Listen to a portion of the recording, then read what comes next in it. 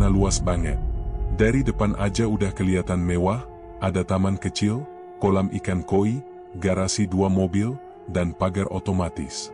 Tapi siapa sangka, di balik rumah sebagus itu, ada gudang tua di belakang yang gak pernah dibuka. Kuncinya disimpan rapat di dapur, dan Bu Erna selalu bilang, jangan pernah sentuh gudang belakang itu, Sari. Tapi Sari, pembantu baru di rumah itu, bukan tipe orang yang nurut begitu aja. Dia baru 2 minggu kerja di situ. Umurnya 22 tahun, cantik, kulit putih bersih, senyum manis, tapi matanya licik. Dari awal dia ngelamar kerja, dia udah punya niat, masuk ke rumah itu bukan cuma buat nyapu dan ngepel. Dia mau dapat hidup enak. Dan kalau bisa, dapetin Pak Herman juga, suami Bu Erna yang suka godain dia diam-diam. Malam itu, hujan gerimis. Bu Erna lagi pergi arisan, Pak Herman ngelok diri di kamar kerja. Sari yang gabut jalan-jalan ke dapur, dan matanya langsung ke arah lemari kunci. Entah kenapa, tangannya gatel buka satu-satu laci. Sampai akhirnya ketemu kunci kecil berkarat, ada label kertas yang udah pudar tulisannya. Tapi masih bisa kebaca samar, gudang belakang. Tanpa pikir panjang, dia keluar lewat pintu dapur. Jalan pelan-pelan, sandal jepitnya nyeret di tanah basah. Gudang itu kecil, temboknya udah berlumut, dan jendelanya ditutup kayu. Begitu kuncinya masuk, klek, pintu kebuka. Dalamnya gelap, bau lembab campur amis. Sari nyalain senter dari HP, jalan masuk pelan. Rak-rak tua, kardus lapuk, dan di pojokan, ada peti kayu kecil. Petinya nggak dikunci. Pas dibuka, di dalamnya cuma satu benda, kain jarik lusuh. Warnanya hitam kecoklatan, ujungnya sobek-sobek. Tapi yang bikin Sari merinding, di salah satu ujungnya, ada noda merah tua yang udah kering. Bau anyirnya nyengat. Tapi entah kenapa, Sari nggak jijik. Malah penasaran. Dia keluarin kain itu, pegang pelan-pelan. Pas disentuh, kulit tangannya langsung dingin. Dan selama beberapa detik, dia ngerasa seperti ada yang ngeliatin dari balik gelap. Malam itu, dia tidur sambil melilitkan kain itu di pinggang, iseng aja. Tapi begitu dia pejam mata, mimpi aneh langsung datang. Mimpi yang terlalu nyata. Dia duduk di singgasana emas, Pak Herman cium tangannya, Bu Erna merangkak di bawah, minta maaf sambil nangis. Pas bangun, dia senyum. Mulai besok, hidup gue berubah. Dan itu bukan cuma mimpi. Pagi setelah mimpi aneh itu, Sari bangun dengan perasaan aneh. Badannya enteng, tapi bukan karena tidur nyenyak. Lebih ke kayak habis dipijat semalaman. Kulitnya juga beda. Lebih halus, lebih cerah. Dia sampai bolak-balik ngaca di kamar mandi. Loh, kok muka gue bening banget ya? Bisiknya pelan. Biasanya dia harus oles skincare dari toko serba murah. Tapi pagi itu, kulitnya kayak habis perawatan mahal. Bekas jerawat di pipinya hilang. Bibirnya merah muda alami. Bahkan matanya, yang biasanya ngantuk terus, sekarang cerah dan berbinar. Jangan-jangan karena kain itu ya, pikir Sari sambil senyum kecil. Hari itu, suasana rumah juga aneh. Biasanya Bu Erna galak, cerewet, apa-apa salah. Tapi pas Sari ngantar teh ke ruang makan, Bu Erna cuma melirik sebentar, lalu bilang, rambut kamu bagus, Sar. Pakai sampo apa? Sari kaget. Selama ini, Bu Erna nggak pernah muji. Nggak pernah tanya juga. Tapi hari itu, bahkan Pak Herman ikut nimbrung, iya, Sari makin cantik aja. Kayak bukan kamu kemarin. Sari cuma senyum. Perasaan bapak aja, Pak. Malamnya, Sari balik lagi ke gudang. Kain itu dia ambil diam-diam dan diselipin di lemarinya. Entah kenapa, dia ngerasa harus tetap dekat sama kain itu. Setiap dilihat, matanya nggak bisa lepas. Kain itu kayak punya magnet. Besoknya, hal-hal aneh makin kelihatan. Cowok-cowok kurir paket yang biasa jutek, sekarang ngasih senyum manis ke Sari. Sopir antar galon ngajak kenalan. Bahkan anak tukang kebun, yang biasanya cuek, tiba-tiba bantuin Sari angkat ember dan terus mintip dari jendela dapur. Waktu Sari jalan ke minimarket depan kompleks, dua cowok naik motor sampai nyaris nabrak tiang listrik gara-gara liatin dia terus. Tapi hal paling aneh terjadi malam ketiga.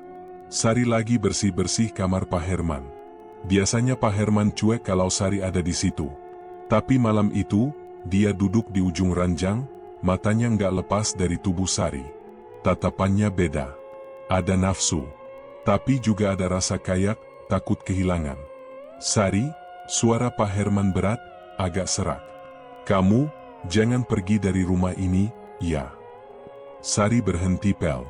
Maksud Bapak? Kamu bikin rumah ini hidup. Sari cuma angguk pelan.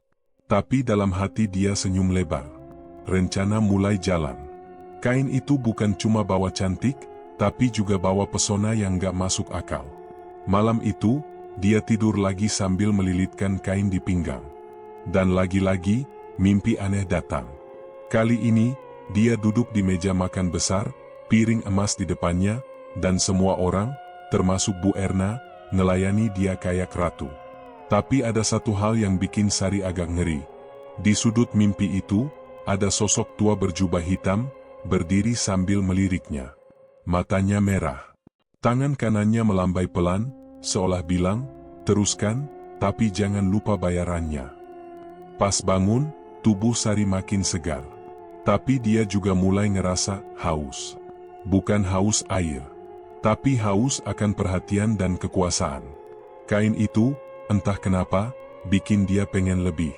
Lebih cantik, lebih disayang, lebih kaya. Dan Sari tahu, semua itu bisa dia dapat, asal dia terus pakai kain itu. Masalahnya, dia belum tahu apa yang sebenarnya diminta kain itu sebagai gantinya. Dan semuanya baru akan mulai terasa dari malam berikutnya. 3 hari setelah mimpi terakhir, aura Sari benar-benar berubah. Semua orang yang lihat dia, langsung terpesona. Tapi perubahan paling jelas datang dari Pak Herman. Laki-laki itu makin sering nyari alasan buat ngobrol. Kadang sok minta dibikinin kopi malam-malam, kadang ngeluh sakit punggung biar bisa dipijetin. Bahkan pernah sengaja tinggalin handphone di meja makan biar Sari anterin ke kamar. Sari? Dia mainin semua itu dengan tenang. Senyumnya manis, tapi hatinya dingin. Bentar lagi, istri lo bakal gue singkirin, Pak. Batinnya tiap kali lihat Pak Herman ngelirik dia penuh nafsu. Tapi Bu Erna mulai curiga. Awalnya cuma dari tatapan. Tatapan perempuan posesif yang ngerasa ada yang janggal.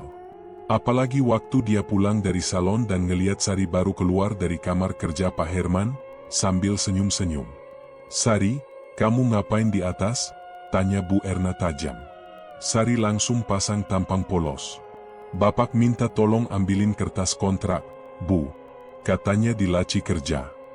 Bu Erna diam. Nggak ngebantah, tapi matanya awas. Besok paginya, Bu Erna ngasih kerjaan yang gak masuk akal. Nyuruh Sari ngepel halaman depan, nyuci karpet yang udah lama disimpen, bahkan gosok kamar mandi luar yang jarang dipakai.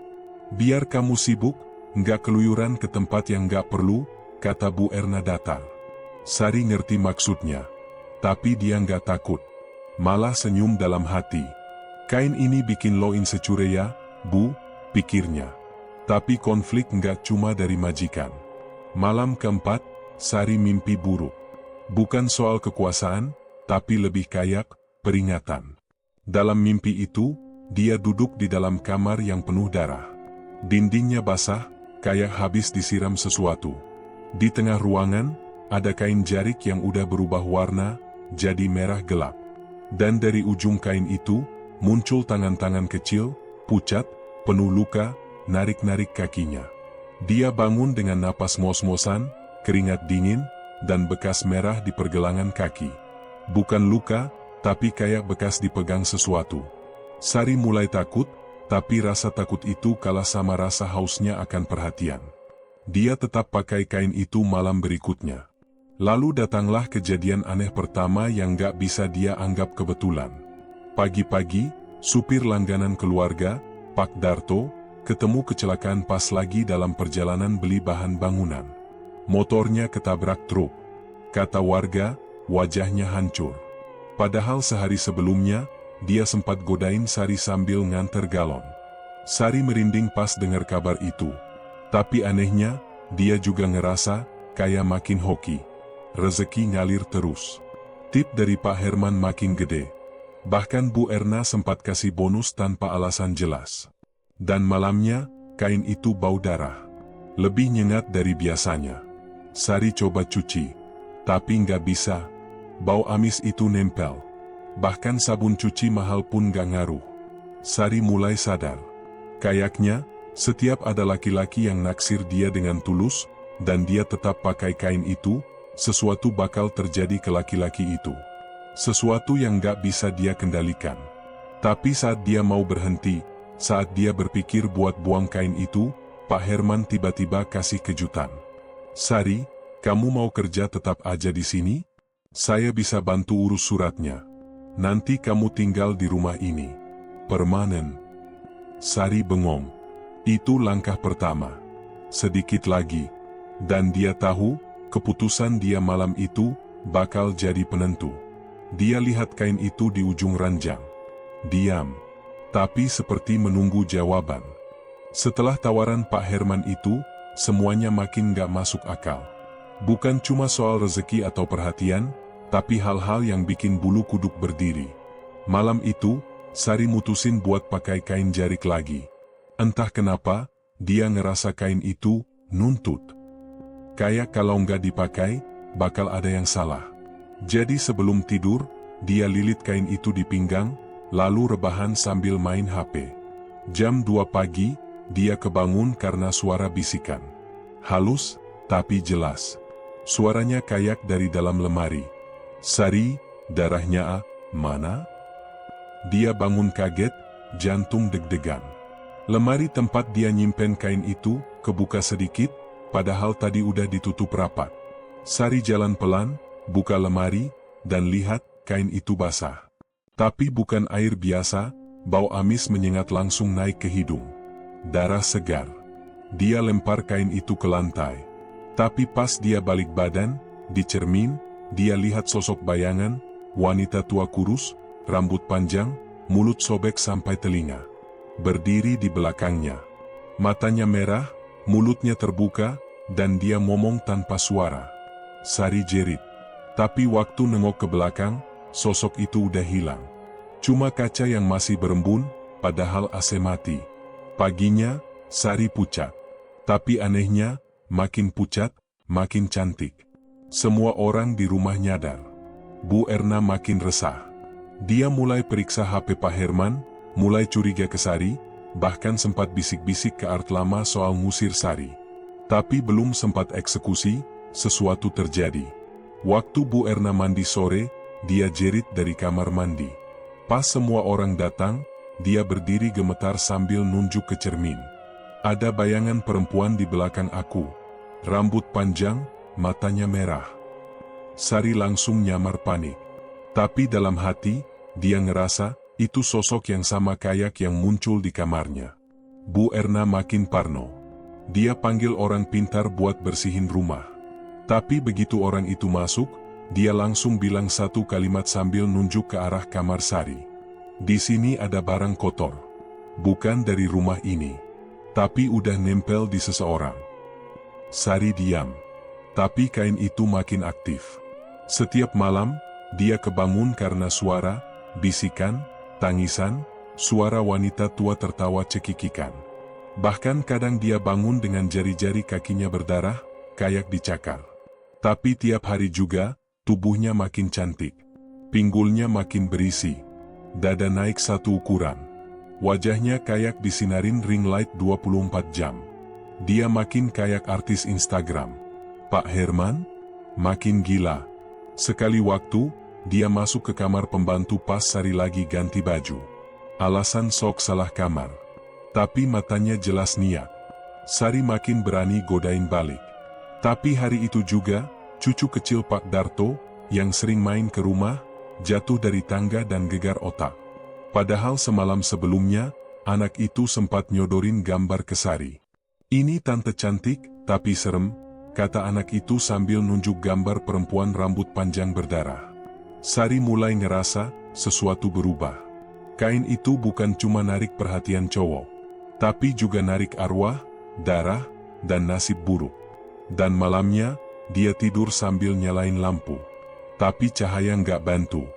Jam 3 pagi, dia buka mata, dan lihat bayangan duduk di ujung ranjang, nunduk. Pelan-pelan sosok itu ngangkat kepala. Dan Sari sadar, itu Mbah Wiryo. Sari nggak bisa tidur semalaman setelah melihat sosok Mbah Wiryo duduk di ujung ranjang. Sosoknya tua, kurus, kulit keriput menggantung, dan matanya merah menyala. Tapi yang bikin merinding bukan wajahnya, melainkan kain jarik di pangkuannya. Kain yang sama persis dengan yang sekarang dipakai Sari setiap malam. Begitu Sari buka mata lebih lebar, sosok itu lenyap. Tapi di lantai, kain jarik itu seperti basah kuyup. Dan bukan cuma basah, ada bercak darah menetes sampai ke ujung ranjang. Pagi harinya, Sari mutusin buat cari tahu. Dia bohong ke Bu Erna, bilang mau ke pasar buat beli bahan dapur, padahal diam-diam pergi naik ojek ke desa tempat dia dulu pertama kali dengar nama, Mbah Wiryo. Dia ingat, dulu pembantu lama di rumah Bu Erna pernah bisik-bisik ngomong soal dukun sakti yang meninggal aneh, dan kain warisan yang jangan sampai disentuh orang sembarangan. Sari sampai di desa itu sekitar jam 10 pagi. Desa kecil, jalannya tanah, rumah-rumah masih banyak yang pakai anyaman bambu. Begitu dia tanya ke warung soal Mbah Wiryo, suasana langsung hening. Orang warung itu, ibu tua dengan kain lusuh di kepala, ngeliatin Sari dari atas ke bawah. "Kamu siapa?" tanyanya curiga. "Saya cuma mau nanya soal Mbah Wiryo. Saya dengar beliau dukun terkenal dulu." Ibu itu narik napas panjang, lalu nunjuk ke arah utara. Rumahnya masih ada, tapi udah lama kosong. Orang sini nggak ada yang berani deket. Sari ngikutin arah itu. Jalannya sempit, semak belukar tinggi, dan suasana makin sepi. Setelah 15 menit jalan kaki, dia lihat gubuk tua. Kayunya udah lapuk, pintunya setengah rubuh, dan jendela tertutup kain putih kotor. Dia masuk pelan-pelan. Bau anyir langsung nyerang hidung. Di dalam rumah itu masih ada sisa-sisa peralatan dukun, botol berisi cairan kuning, boneka kecil dari kain goni, dan kertas-kertas bertulisan Jawa kuno. Di sudut ruangan, ada satu papan kayu besar. Tulisannya samar, tapi Sari bisa baca beberapa kata. "Cantik abadi, kaya mendadak, tapi darahmu bukan milikmu." Sari mundur pelan, tapi langkahnya berhenti saat dia lihat sesuatu di lantai belakang rumah, lukisan dinding. Lukisan itu aneh. Gambar perempuan muda, cantik, duduk di atas singgasana, dan di sekelilingnya ada banyak mayat laki-laki. Tapi yang paling mengganggu, perempuan itu mukanya mirip Sari. Tiba-tiba, dari balik pintu belakang, muncul seorang laki-laki tua, kurus, pakai sarung, dan matanya tajam. "Kamu udah pakai kainnya ya?" tanyanya tiba-tiba. Sari kaget, mundur 2 langkah. "Bapak siapa?" "Saya keponakannya Mbah Wiryo. Namaku Pak Dalan. Kamu harus berhenti sebelum telat." Sari diam. Tapi Pak Dalan jalan pelan ke arah lukisan, lalu nunjuk ke gambar perempuan itu. Semua perempuan yang pakai kain itu, nasibnya sama. Awalnya dikasih kecantikan, kekayaan, laki-laki rebutan. Tapi makin lama, mereka kehilangan kendali. Sari mulai gelisah. "Maksudnya apa, Pak?" "Awalnya kamu cuma disuruh kasih darah haid. Lama-lama air mani laki-laki. Tapi pas semua itu nggak cukup, kain itu minta nyawa. Orang yang benar-benar cinta sama kamu, itu harga paling mahal. Dan kain itu, hausnya nggak pernah berhenti." Sari pucat. Kain itu nggak cuma hidup, tapi dia juga punya jiwa. Jiwa Mbah Wiryo. Dia udah lama nyari wadah baru. Dan kamu perempuan paling kuat yang pernah pakai kain itu. Dia suka kamu. Sari mau lari, tapi Pak Dalan tahan tangannya. "Kalau kamu buang kain itu sekarang, dia nggak bakal diam. Dia bakal ambil kamu, atau orang yang kamu sayangin." Sari terdiam. Tapi dalam hati, muncul satu pikiran, "Orang yang aku sayangin? Emang siapa? Pak Herman?" Aku bahkan gak cinta dia. Tapi malamnya, pas dia sampai rumah dan buka pintu kamar, dia lihat cermin di dinding penuh dengan tulisan darah. Kalau bukan kamu, siapa yang akan kau korbankan? Sejak malam itu, Sari makin gelisah. Tulisan darah di cermin gak bisa hilang, meskipun dia udah lap pakai air sabun, pembersih kaca, bahkan cairan pemutih. Setiap dilap, tulisan itu hilang sebentar, lalu muncul lagi dalam bentuk yang sama, huruf merah gelap, tergores dari dalam. Kalau bukan kamu, siapa yang akan kau korbankan? Sari gak bisa tidur. Dia duduk di pojokan kamar semalaman, sambil merem melek, berharap semua ini cuma mimpi. Tapi setiap dia pejam mata, dia kebayang wajah-wajah laki-laki yang udah diambil kain itu. Pak Darto, tukang kebun, kurir paket, dan terakhir, anak kecil cucunya Pak Darto yang jatuh dari tangga. Gila ini, gila, desisnya. Paginya, dia mutusin buat buang kain itu. Cukup udah. Cantik dan duit banyak nggak sebanding kalau dia harus terus ngorbanin orang lain. Apalagi kalau kain itu beneran pengen nyawa orang yang cinta dia. Sari nggak tahu siapa, tapi dia ngerasa, waktunya udah mepet. Dia bungkus kain itu pakai plastik hitam, ikat kenceng, lalu buru-buru keluar rumah sambil bilang ke Bu Erna, mau buang sampah, Bu. Padahal dia naik ojek, langsung ke sungai kecil di ujung kota. Sungai itu deras, dalam, dan katanya tempat buang barang-barang dukun zaman dulu. Begitu sampai, dia buka plastik, dan kain itu masih basah. Berat, bau amis, dan berdenyut pelan kayak ada jantung di dalamnya. Sari sempat ragu. Tapi dia nekat. Dia lempar kain itu ke sungai, dan air langsung menelan kain itu dalam hitungan detik. Sari duduk di pinggir sungai, lemas, lega campur takut. Semoga selesai. Tapi malamnya, dia pulang ke rumah, dan ngerasa ada yang aneh. Suara air keran nyala di kamar mandi. Padahal dia sendirian, Bu Erna lagi ke rumah saudaranya, Pak Herman keluar kota. Pas dicek, kamar mandi kosong. Tapi di lantai, ada tapak kaki. Basah, kecil, mengarah ke kamarnya. Jantung Sari berdetak kencang. Dia ngintip ke kamarnya pelan. Dan dia nggak bisa teriak saat lihat kain jarik itu tergeletak di atas bantalnya. Basah, bau amis. Dan di sekelilingnya, darah netes ke spray. 3 tetes. 4, 5. Sari langsung muntah. Dia mundur, napas berat. Panik. Gimana bisa balik? Gue udah buang. Tapi yang bikin lebih parah, dia mulai dengar suara dari dalam kepalanya. Bukan jelas, tapi cukup buat bikin telinga panas. Kau pikir semudah itu melepaskanku? Kau yang pilih. Kau yang buka jalan. Malam itu, Sari coba lawan. Dia bakar kain itu di belakang rumah, pakai bensin dari gudang. Apinya besar. Kain itu gosong. Tapi bau amis malah makin tajam, dan asapnya berwujud bayangan tinggi, kurus, dengan mata merah menyala. Sari jerit dan lari masuk rumah. Tapi saat dia lihat ke arah cermin di ruang tamu, bayangan itu ada di belakangnya, diam, dan senyum. Besok paginya, Pak Herman pulang lebih cepat dari rencana. Dia ngelihat Sari pucat, ketakutan, dan langsung ngasih pelukan. Sini, Sari, kamu kenapa sih? Cerita aja. Sari diam. Tapi pas pelukan itu makin erat, dia lihat satu hal yang bikin jantungnya nyaris berhenti. Kain jarik itu muncul perlahan di pundak Pak Herman. Kayak bayangan. Kayak penanda. Dan saat dia menatap mata Pak Herman, dia sadar. Kain itu udah milih korbannya. Hari itu, suasana rumah aneh banget. Angin kencang terus masuk dari jendela-jendela meski semua udah ditutup rapat. Gorden berkibar sendiri, dan suara langkah kaki samar terdengar di langit-langit.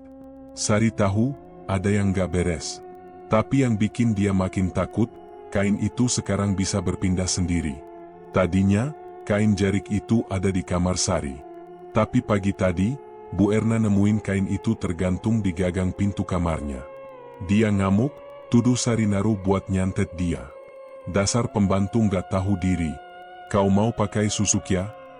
Mau rebut suami orang, ha? Teriak Bu Erna sambil melempar kain itu ke lantai. Tapi anehnya, setelah itu Bu Erna mendadak diam. Matanya kosong. Dan sejak siang, dia ngurung diri di kamar. Nggak ngomong, nggak makan. Bahkan nggak marah-marah kayak biasanya. Sari cemas. Bukan karena kasihan. Tapi karena dia ngerasa kain itu lagi milih. Dan tiap kali kain itu milih, satu nyawa bakal jadi bayarannya. Malamnya, semua makin kacau. Lampu rumah kedap-kedip. TV nyala sendiri lalu mati lagi. Lantai rumah basah, padahal nggak ada air bocor. Dan di tiap sudut tembok, muncul coretan samar warna merah. Satu lagi, hanya satu. Sari coba ngumpet di dapur, tapi suara-suara mulai datang dari segala arah. Tawa kecil perempuan, tangisan anak bayi, bisikan tua serak-serak. Dia nutup telinga, tapi suara itu kayak dari dalam kepala. Tiba-tiba, semua suara berhenti. Rumah jadi hening banget. Lalu terdengar suara pintu kamar Bu Erna dibanting. Bra! Sari lari ke arah tangga, tapi dia berhenti mendadak. Di atas sana, berdiri sosok yang bikin darahnya membeku. Bu Erna. Tapi mukanya penuh luka cakaran. Bibirnya sobek, matanya melotot. Di belakangnya, kain jarik melayang, melingkar kayak ular, bergerak-gerak pelan di udara. Sari mundur, jatuh terduduk di lantai. Jangan, aku gak minta ini. Aku cuma mau kaya, bukan bunuh orang. Tapi kain itu seperti hidup, melayang turun, mendekat ke arah Sari, lalu berputar cepat di udara, menjerat kaki Sari kuat-kuat. Dia jerit, "Hentikan!" Dan saat itu juga, semua lampu rumah mati. Gelap total. Dalam gelap, cuma satu hal yang terdengar. Suara napas, berat, dalam, dan penuh dendam. Sari terbangun dengan napas ngos-ngosan. Seluruh tubuhnya sakit. Kepalanya berat, dan pergelangan kakinya masih terasa perih, seperti habis dijerat sesuatu. Tapi yang paling bikin dia merinding, rumah kosong. Hening. Nggak ada suara langkah kaki, nggak ada derit pintu, bahkan nggak ada suara kipas angin yang biasanya berdengung di ruang tengah.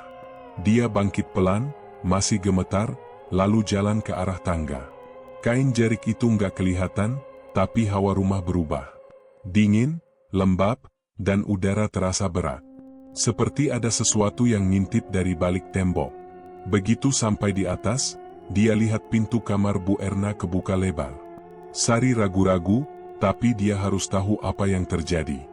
Dia masuk, dan langsung nutup mulut waktu lihat isi kamar.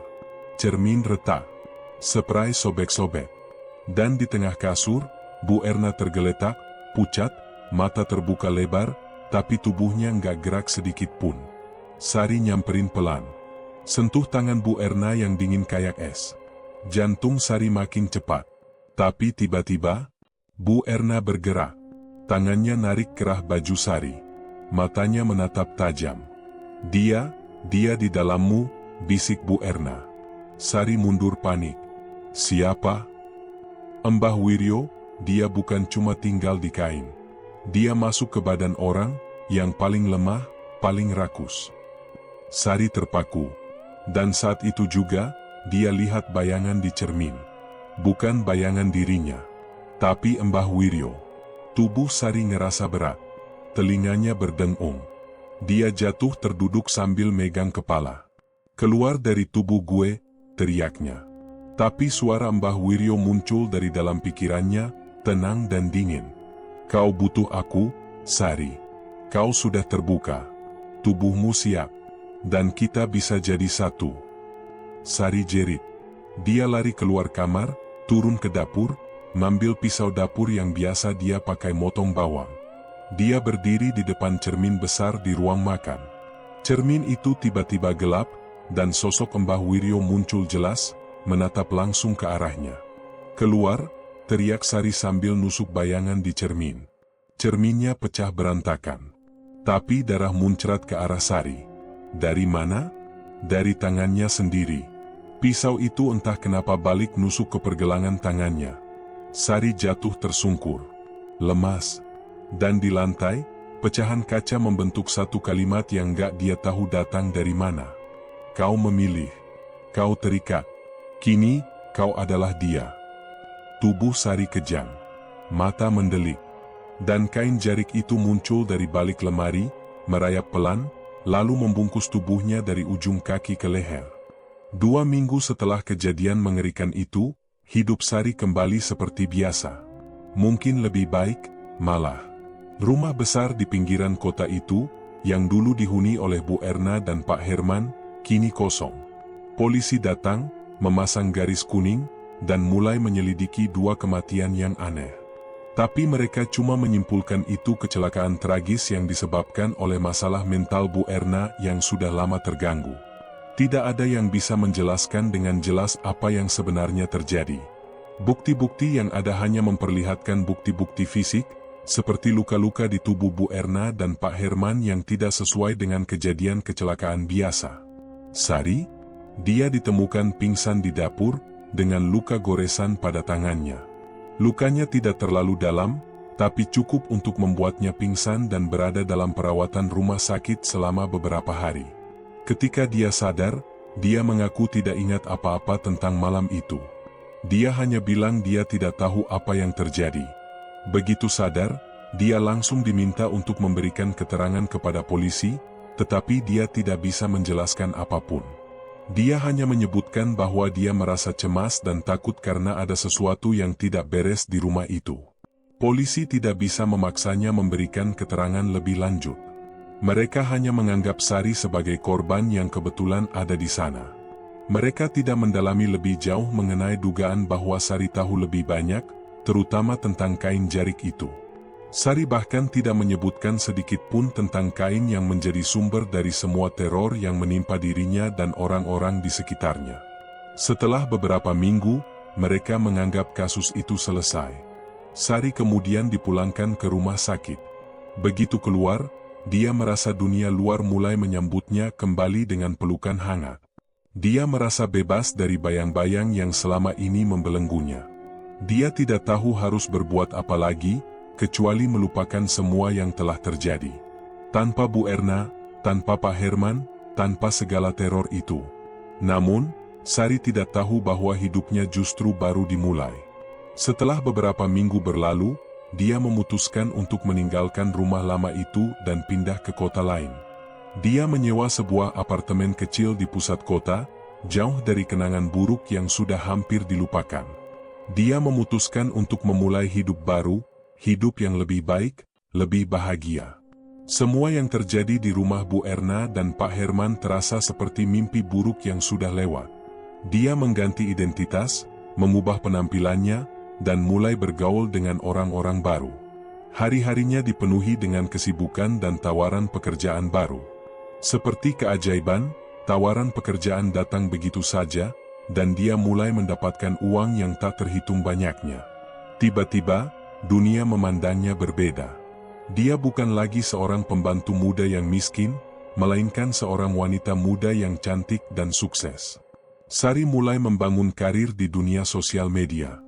Dia menjadi selebgram yang terkenal, dengan pengikut ribuan orang yang memujanya. Dia mendapatkan endorsement dari berbagai merek terkenal, berpakaian mewah, dan pergi ke acara-acara eksklusif. Kehidupannya terlihat sempurna. Dia semakin sering terlihat di media, menjadi pembicara dalam acara-acara besar, dan diundang untuk berbicara tentang kesuksesan yang dia raih. Sari tahu, semua itu datang berkat bantuan dari kain jarik itu. Dia bisa merasakan dampaknya di tubuhnya. Wajahnya makin cantik, kulitnya semakin mulus, dan tubuhnya makin ideal. Sari bisa merasakan bahwa tubuhnya berubah menjadi sempurna dalam waktu yang sangat singkat. Tapi yang lebih menakutkan lagi adalah perasaan bahwa dia belum sepenuhnya bebas dari ikatan kain itu. Kadang-kadang, saat dia sendirian di kamar, dia merasa seperti ada sesuatu yang mengawasinya. Di cermin, wajahnya selalu terlihat sedikit berbeda, kadang lebih tua, kadang lebih muda, kadang lebih cantik, kadang lebih menyeramkan. Tapi Sari tidak peduli. Semua itu sebanding dengan apa yang dia dapatkan. Kekayaan, ketenaran, perhatian dari pria-pria kaya yang ingin menjadikannya pasangan hidup. Semua orang memujanya. Semua orang ingin berada di dekatnya. Sari merasa bahwa dia akhirnya mendapatkan apa yang dia inginkan, kekayaan dan kecantikan, segala hal yang dulu dia impikan. Namun, meskipun kehidupan sosialita baru Sari terlihat sempurna, ada satu hal yang selalu menghantuinya. Setiap malam, saat dia tidur, Sari selalu terbangun di tengah malam dengan perasaan cemas. Suara bisikan datang dari dalam dirinya. Kadang suara itu terdengar seperti suara Mbah Wiryo, kadang suara itu terdengar seperti suara kain yang melilit tubuhnya. Kadang-kadang, dia merasa kain itu ada di dekatnya, mengintainya, menunggunya untuk melakukan pengorbanan selanjutnya. Sari berusaha mengabaikan perasaan itu. Dia menutup matanya dan terus hidup seolah-olah tidak ada yang salah. Dia tetap menjalani kehidupannya yang glamour. Tapi perasaan cemas itu semakin hari semakin kuat. Hingga suatu malam, saat dia sedang melakukan siaran langsung di TikTok, dia menerima komentar yang tidak pernah dia duga sebelumnya. "Aku lihat kainnya di belakang kamu." Dia belum selesai. Sari langsung membeku. Jantungnya berdebar kencang. Dia menatap layar ponselnya dengan mata yang terbelalak. Siapa yang bisa tahu tentang kain itu? Siapa yang bisa tahu apa yang sudah terjadi di masa lalu? Apa yang terjadi malam itu di rumah Bu Erna? Dia cepat-cepat mematikan siaran langsungnya dan menoleh ke belakang. Lemari di kamar apartemennya sedikit terbuka, dan dari dalamnya, ada ujung kain jarik itu, terlihat lusuh dan basah, seperti baru keluar dari air.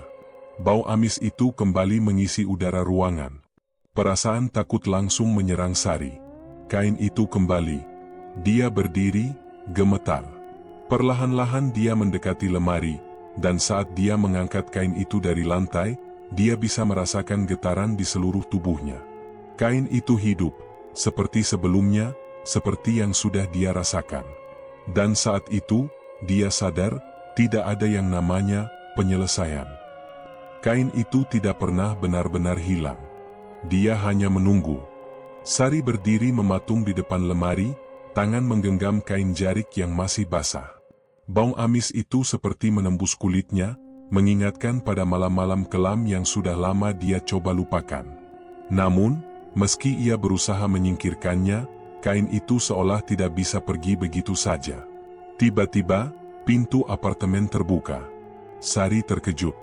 Seorang pria masuk, dengan senyum lebar yang tidak asing di matanya. "Pak Herman." Tapi, bukankah dia sudah mati? Tidak mungkin. Sari berteriak. Dia mundur sedikit, hampir terjatuh. Kamu?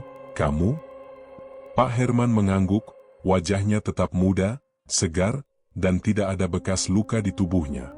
Bahkan lebih tampan dari yang dia ingat. "Kau pikir aku sudah mati?" Suaranya datar, tapi ada kekuatan yang tidak bisa disembunyikan. "Kau salah. Aku hanya bersembunyi.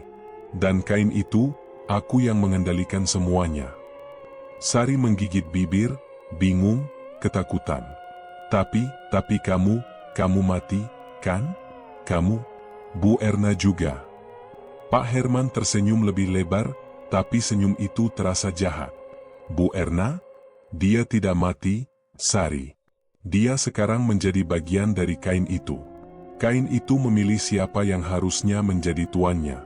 Dan saat dia menemukannya, dia menuntut lebih banyak. Lebih banyak darah. Lebih banyak pengorbanan."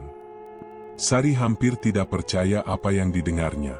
Semua yang terjadi selama ini, kekayaan, kecantikan, segala yang dia impikan, ternyata datang dengan harga yang jauh lebih tinggi daripada yang dia bayangkan. "Jadi, kamu masih hidup? Kamu ada di sini, untuk mengatur semuanya?" Sari berbisik. Wajahnya mulai pucat. Pak Herman mendekat, langkahnya tenang, tapi ada sesuatu yang menakutkan dari tatapannya. "Aku tidak pernah mati, Sari. Aku ada di sini, di dalam kain ini. Dan kini, kau yang harus menggantikanku." Sari merasa tubuhnya lemas, seperti ada yang menahan napasnya. "Tidak, aku tidak mau. Aku tidak mau jadi seperti kamu." Dia melangkah mundur, tapi kain itu, seolah mendengar, bergerak semakin erat, melilit tubuhnya dengan kekuatan yang semakin mengikat. Tapi sebelum kain itu sepenuhnya menjeratnya, Pak Herman menghentikan gerakannya. "Tunggu. Ada satu hal yang perlu kau tahu, Sari." Sari menatapnya bingung. Apa lagi yang bisa dia dengar? Apa lagi yang bisa dijelaskan oleh pria yang sudah mati ini? "Semua ini adalah permainan," Pak Herman berkata dengan suara yang lebih rendah. "Kau ingat Mbah Wiryo? Dia bukan hanya dukun biasa. Dia adalah penjaga dari sebuah ritual kuno. Ritual yang tidak hanya bisa memberikan kecantikan dan kekayaan, tapi juga mengubah takdir." Sari terdiam. "Apa maksudnya?" "Selama ini, kau hanya menjadi alat," Pak Herman melanjutkan. "Kau hanya dipilih oleh kain itu karena keinginanmu yang besar. Tapi, yang tidak kau tahu adalah, ketika kau menerima kain itu, kau juga menerima sesuatu yang lebih buruk dari sekadar kecantikan atau kekayaan. Kau menerima jiwa dari Mbah Wiryo." Sari terbelalak. "Apa? Jiwa?" "Betul," Pak Herman mengangguk. "Kau tak hanya jadi tuan dari kain itu. Kain itu juga jadi tuanmu. Kau dan Mbah Wiryo kini satu. Dan kekuatan kain itu tidak akan pernah melepaskanmu. Kecuali kau melakukan satu hal." Sari terpana. "Apa itu?" Pak Herman menatapnya dengan tatapan kosong yang menakutkan. "Kalau kau ingin keluar dari semua ini, Sari, kau harus mengorbankan seseorang yang kau cintai. Seseorang yang menganggapmu sebagai teman." Sari terdiam. Semua yang terjadi, semua kekayaan, kecantikan, dan kekuasaan itu, ternyata hanya sangkar yang membelenggunya. Hatinya bergejolak. Dia baru menyadari bahwa dia telah terjebak dalam permainan yang lebih besar daripada yang dia bayangkan. Dia sudah menjadi bagian dari kain itu, dan kain itu menginginkan lebih banyak lagi. Tiba-tiba, Sari mendengar suara ketukan di pintu. Dengan cepat, dia berlari ke pintu, dan ketika membukanya, dia melihat sosok yang sangat dia kenal, Anissa, sahabatnya. Wajah Anissa cerah, penuh harapan. "Sari, aku tahu ini mungkin aneh, tapi aku merasa harus datang. Aku merasa ada yang salah. Aku tidak tahu kenapa, tapi aku merasa kau butuh aku," kata Anissa. Sari menatap Anissa dengan tatapan kosong. Hatinya berdebar. Saat itu, dia tahu. Seseorang yang dia cintai, yang menganggapnya teman, sudah ada di depannya. Dia harus membuat pilihan. Dia memalingkan wajah. Dalam hati, dia tahu apa yang harus dia lakukan. Kain itu sudah mulai bergerak di sekelilingnya. Mengikatnya dengan lembut, seakan menunggunya memilih. "Sari, kau baik-baik saja?" Anissa bertanya, melangkah lebih dekat. Sari menatapnya dalam-dalam. Tangan Anissa menyentuh bahunya. Dan saat itu, kain itu bergerak lebih cepat, melilit tubuh Anissa, menutupi wajahnya dalam sekejap. Sari terdiam. Dia telah memilih. Tapi dia tidak bisa lagi menahan air matanya. Karena dia tahu, apa yang dia pilih tidak akan pernah ada jalan kembali.